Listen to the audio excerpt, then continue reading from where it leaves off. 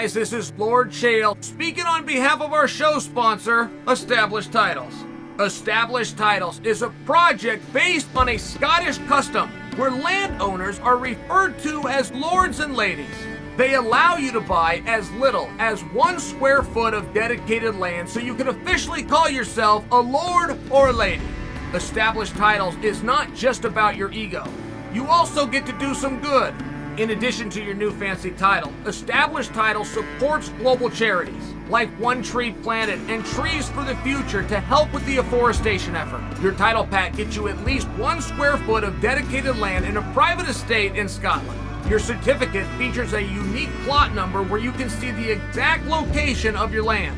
And right now, Established Titles is holding 200 plots of land right next to mine. So come join me in the Bad Guy Inc. Kingdom. Getting this certificate even allows you to officially change your name to Lord or Lady. Put it on your credit card, put it on your plane tickets, or if you're so inclined, put it on your dating profile. Makes for a great last-minute gift, and there's even couples packs that come with adjoining plots of land. Established Titles is having a great limited-time sale. Go to establishedtitles.com/Chael to save 10% off today. Remember to use the promo code Chael, or just click on the link below. Okay, we're back, part 2. Now,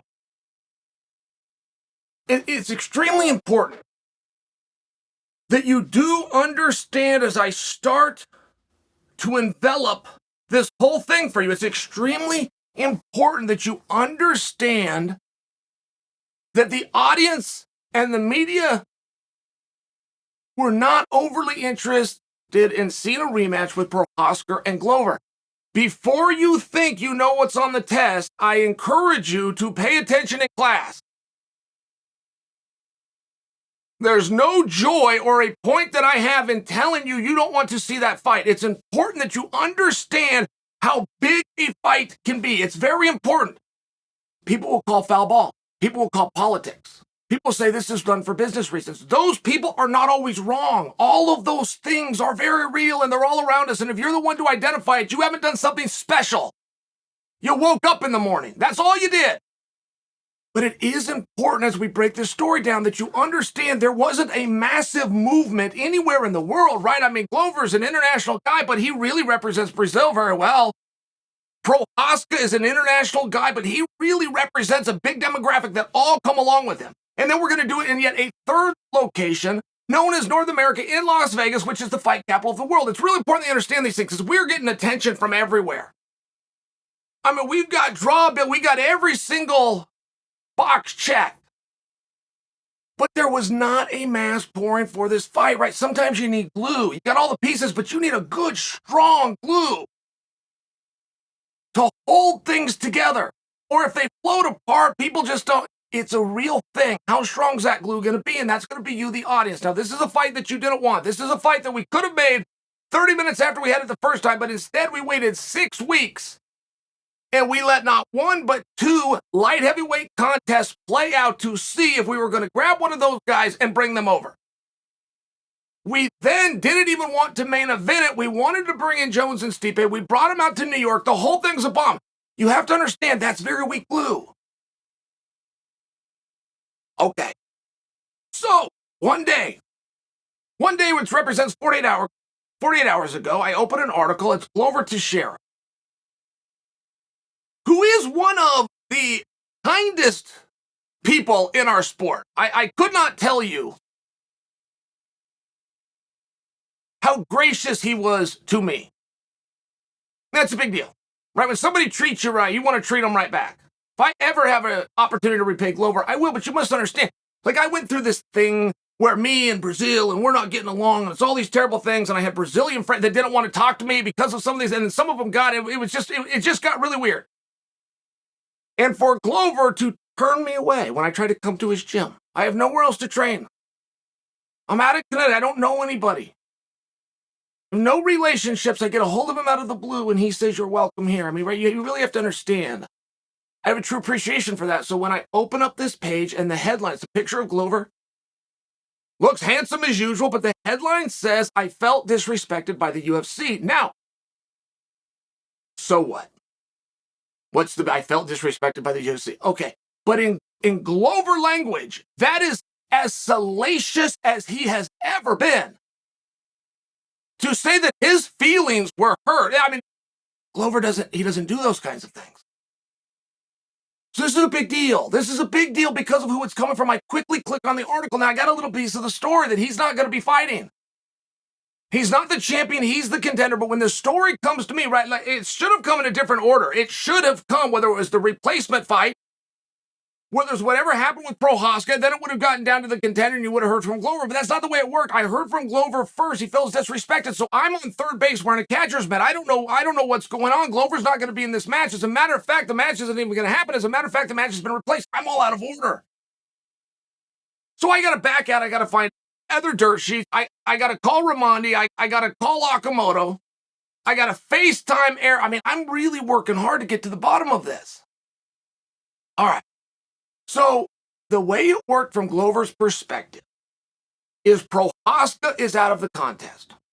Now, Glover can remain. He's training. That's very relevant, right? You shell out some money. You got coaches, you got a team, you got training partners, you got a system so that you can peak, so that you can be at your best. Now, in large part, that is all a bunch of garbage, and you really have no control over where you can peak. That's a conversation for another day. You're still in this process, and people are helping you. Those people are getting paid.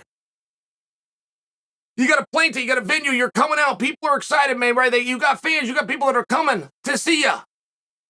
So you do everything you can to keep the card, which is subject to change, but you try to keep it intact as you possibly can, even if you know I'm about to take a loss. I knew from the beginning I was going to take a loss.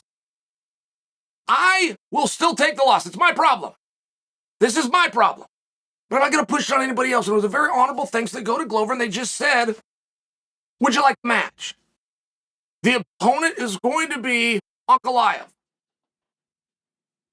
And as a matter of fact, everything stays the same, from your money to the rules to the weight class, including the belt.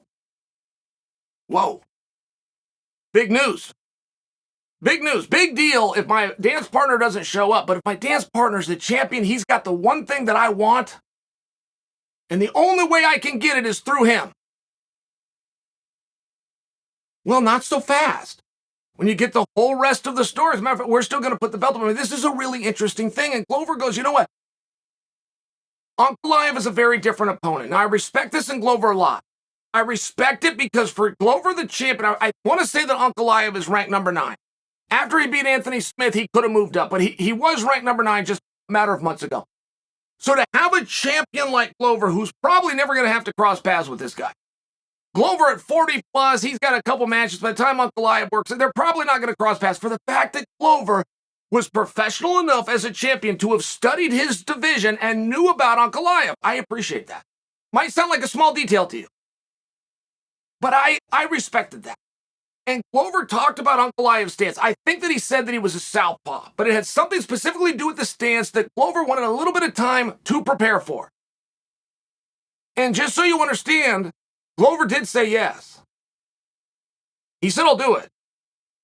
But he looked at the calendar and he said, let's do it in Brazil, which is like a month from now. I want a little bit more time to prepare. Well, that's a problem. That wasn't part of the question. I got to have it this date. So it didn't work for both sides. So Glover tries to offer a solution, and he says, okay, let's do it. Let's do everything the same, but I'll do Blachowicz. That's the guy that's been coming for me. That was, frankly, the guy that I thought I was going to fight. That's the guy that I've already prepared for. I'll do everything the same. You're bringing me a new, you're giving me a curveball, but make it him instead. That's reasonable by Glover. Glover has done nothing unreasonable here, but it didn't work. It just wasn't going to work for everybody else. So Glover is now not the number 1 contender. He's now taken out of the championship match. As a matter of fact, he's off the card completely. This is where I begin in the story. All right, when I talk to you about I'm getting it out of order, this is where I begin. So I got to back up and I got to find out what happened to Prochazka. And if you would like to know, stick around for part 3.